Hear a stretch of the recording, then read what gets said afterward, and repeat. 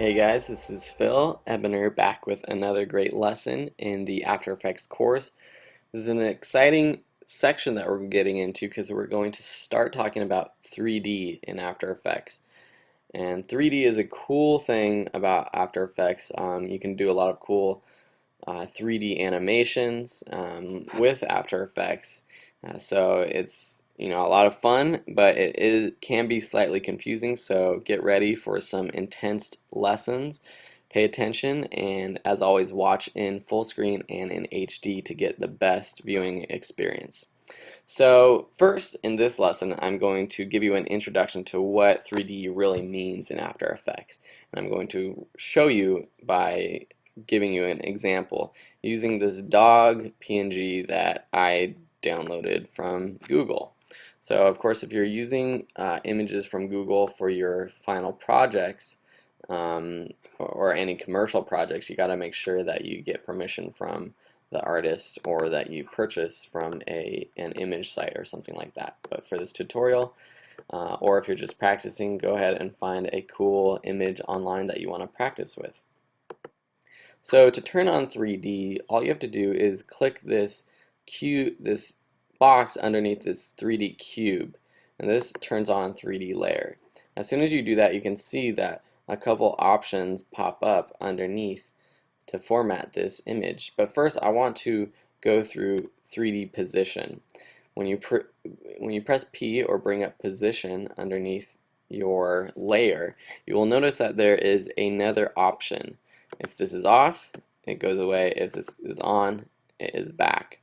So before, we just had the x-axis and the y-axis, and so by moving these numbers or changing these figures, you will be able to move your image throughout this composition via the x-axis and the y-axis, so left, right, or up or down. Now we have this new z-axis option, which basically moves Fido, our puppy, backwards or forwards in space. So you're actually creating, a 3D environment with this. Let's put this back at 0, for example. So say I duplicate this layer, and now I have Fido 1. I'll make him a little bit bigger so we can represent him a little bit and differentiate him. We have Fido 1 in front of Fido 2, but if you bring up the position function for both, they're both on the 0.0 pixel on the z-axis. So that's the same position on the z-axis, but layer 1 Fido is just on top of layer 2, but it doesn't really mean in the space of this composition he's in front. It just means the layer is on top of the layer down here. So whatever's on top will appear on top. But even so, say Fido 2, our small puppy, is on top, but we move him back in Z space, he is now behind Fido number 2. And so that is how you can see how this 3D space is working.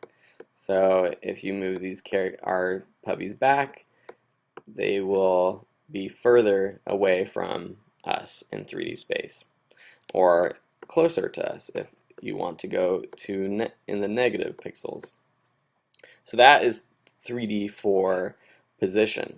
I'm going to get rid of our dot Fido number 2, put him back on the normal z-axis 0.0 pixel. Now let's talk about rotation, because rotation brings up a lot of 3D options as well. So before, we just had Z rotation, which was basically moving left or right, rotating kind of like a clock hand.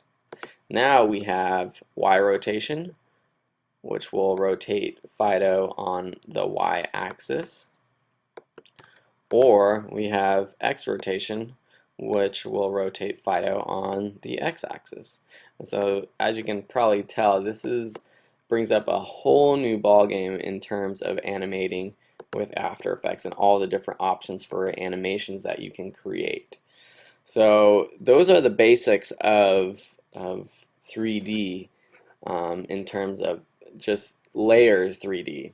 You can, of course, add cameras and do all sorts of other things with 3D and in After Effects, and we're going to be talking about that in the future. But for this lesson, I just wanted you to understand the basics of what happens when you click this 3D enabled layer button right here, the cube to the right of the motion blur. So you can edit both the position and the rotation. And in the next lesson, we're going to be talking about animating these options and creating some cool effects with 3D. Thanks for watching, and I'll see you next time.